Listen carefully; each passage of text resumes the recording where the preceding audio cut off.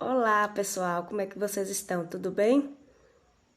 Eu sou Leandra Freitas, imagem e semelhança do Criador, e estou aqui mais uma vez em nome e para a glória de Jesus, para a gente fazer mais uma leitura deste livro abençoado. Estamos nos capítulos finais, tá, gente? Como Vencer Gigante, de William Douglas e Flávio Valvassoura. Vem comigo. Capítulo 29. Distancie-se para ver melhor. Durante 40 dias, pela manhã e à tarde, o guerreiro filisteu se apresentava diante do exército israelita e o desafiava. Isso está em 1 Samuel 17, verso 16. Existe uma técnica eficiente para analisarmos um problema: mudar a perspectiva pela qual o observamos. Quando estamos fora do problema, devemos entrar nele. Quando estamos dentro, é recomendável nos afastarmos. Usamos a primeira premissa com mais frequência quando tentamos nos colocar no lugar dos outros, entender suas motivações e ajudá-los a solucionar suas questões. Contudo, fazer o inverso também é necessário. Se estamos envolvidos em uma situação, talvez não consigamos avaliá-la bem, a menos que observemos a certa distância. Às vezes, você precisa estar de fora para ver o tamanho do problema. É sinal de sabedoria conseguir distanciar-se da situação e olhá-la de fora. Quem observa de longe consegue avaliar com mais clareza uma dificuldade ou um gigante que nos atormenta. É importante questionar nossas perspectivas. Precisamos checar o tempo todo se nosso mapa sobre o mundo ou se o determinado assunto corresponde à realidade. Porque muitas vezes não é o que acontece. Lembra-se daqueles mapas antigos em que se viam os desenhos dos países, oceanos? Eles são parecidos com os contornos e acidentes geográficos reais, mas não tem precisão.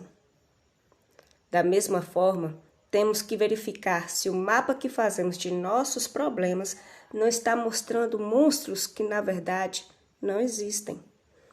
E uma das formas de fazer isso é observá-lo de fora.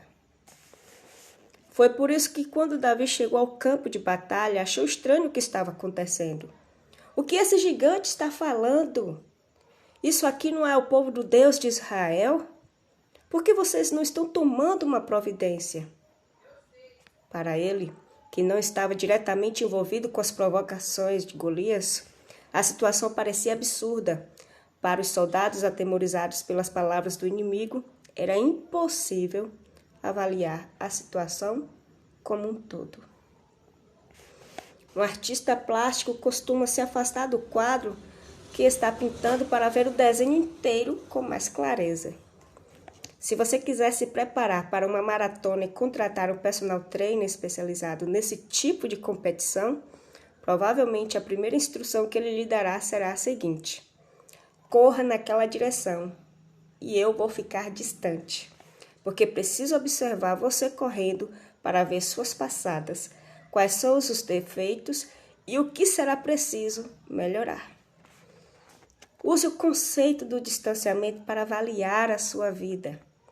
Imagine que você está fazendo uma longa caminhada e resolve subir até um topo de uma montanha para ver lá de cima a sua trajetória, de onde veio, os rumos que vem tomando e os obstáculos que encontrará pela frente. Faça isso com seu casamento. Lembre-se de como era a relação no início do namoro. Como era quando vocês estavam juntos. Como seria se vocês voltassem a tratar um ao outro como naquela época? A intimidade pode trazer muitas coisas boas à medida que se aprofunda. O relacionamento não precisa piorar conforme o tempo passa. Por que deixamos isso acontecer? O convívio pode se tornar cada vez mais amoroso e verdadeiro ao longo dos anos. olhe de longe e perceba a importância do relacionamento de vocês. Quando não paramos para refletir sobre os caminhos que estamos seguindo, podemos perder de vista o quadro geral da nossa vida. A nascente de um rio nada mais é que um pequeno córrego, mas os afluentes vão aumentando as suas águas até que a força da correnteza torna uma margem mais distante da outra. Da mesma forma, se não tomarmos cuidado, nossas margens vão se abrindo e acabamos perdendo o controle de nosso destino. Acontece aos poucos, sem nem nos darmos conta. Assim, nos afastamos de nossos parceiros, de nossos sonhos e de nós mesmos. Pense bem. Se você jogar um sapo dentro de uma panela de água fervendo, ele pula na hora para não morrer. É instintivo. Contudo, se uma panela com água fria for sendo aquecida aos poucos, o anfíbio não conseguirá sentir a mudança. O sapo morre sem perceber que está sendo cozido. Os humanos, às vezes, até percebem, mas quando já é tarde demais. Esse exemplo vale para todos nós. Precisamos tomar muito cuidado para que algo assim não aconteça em nossa carreira, ou afete nosso casamento, ou prejudique nossa saúde, ou ainda interfira em qualquer outra área da nossa vida.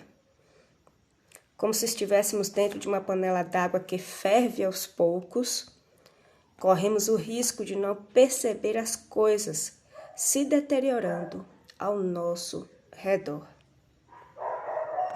O relacionamento vai se enfraquecendo, o trabalho vai perdendo qualidade, a saúde vai se deteriorando. E quando a água ferve, não tem mais jeito. Portanto, não deixe a água ferver à sua volta. E é mais fácil fazer isso quando se tem o hábito de vigiar a panela pelo lado de fora.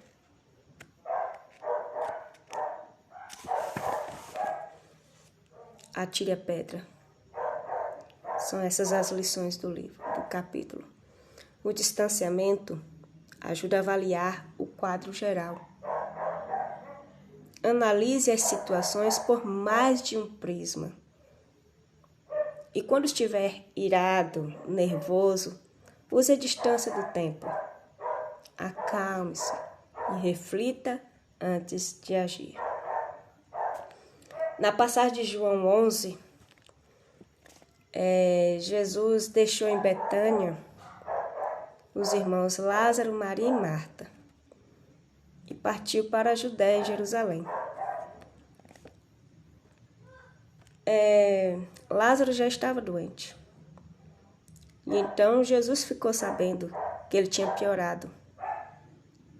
Mas Jesus disse, essa doença não é para a morte, senão para a glória de Deus.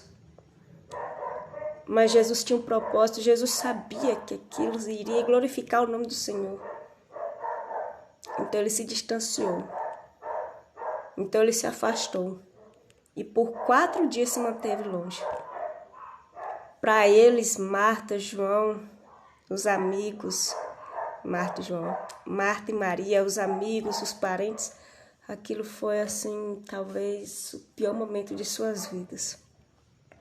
O maior problema de que eles estavam enfrentando, porque Lázaro havia morrido.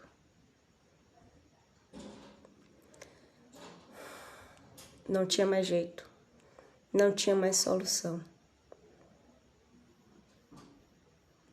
Mas Jesus chegou. Jesus voltou no tempo determinado, dentro do propósito que Deus havia determinado. Ele voltou e chamou Lázaro para fora. E Lázaro reviveu, saiu do túmulo. Quantas vezes a gente está tão envolvido no problema que a gente não enxerga a solução, e muitas vezes até com Jesus presente. Assim como ele perguntou, você tem fé? Ela disse que ele vai reviver, e ela disse sim, que ele vai reviver na vida, nos últimos dias. Não era essa a fé que ele estava perguntando.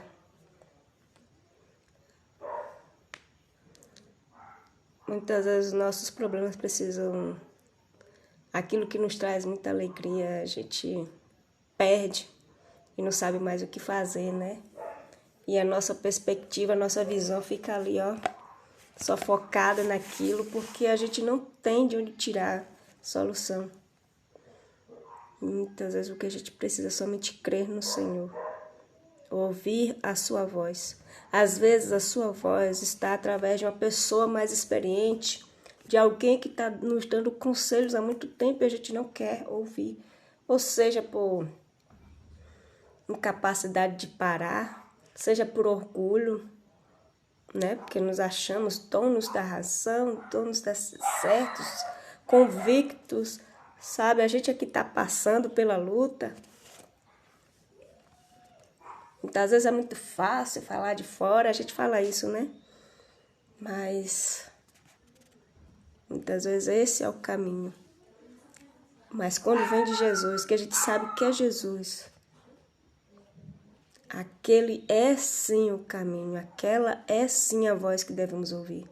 E você vai ver que o túmulo será aberto e sairá uma vida dali de dentro. Porque Jesus veio para isso, para trazer vida, para trazer renovo, trazer alegria, trazer solução. Que as lágrimas que antes eram de dor e tormento passaram a ser de alegria, de gratidão. Por isso creia e se permita ver com a visão de Jesus, com a visão da sua glória, com a visão da sua santidade, com a visão não só de quem está de fora, no âmbito de que está entendendo o quadro melhor do que a gente que está lá envolvido, mas principalmente com a visão de quem está do alto, de toda a sua majestade, e vai trazer a solução. A palavra de Deus, o consolo de Deus, o conselho de Deus é a solução. Só o seu caminho é o caminho. Não existe outro. Então se permita olhar como Jesus olhou. E se distancie como Jesus se distanciou. E retome a situação como ele retomou. Em obediência ao Pai. Ele vai te honrar. Amém?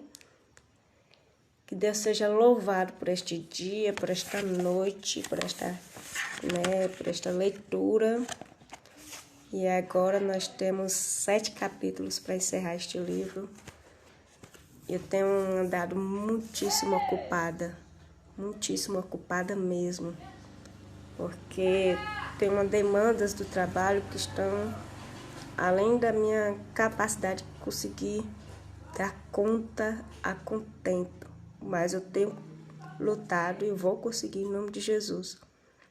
Por isso eu agradeço a Deus, a todos que estavam aqui presentes. Eu agradeço a Felipe, né? E glória a Deus por esse momento. E conto com vocês aí para deixar seu comentário, para deixar seu like, compartilhar.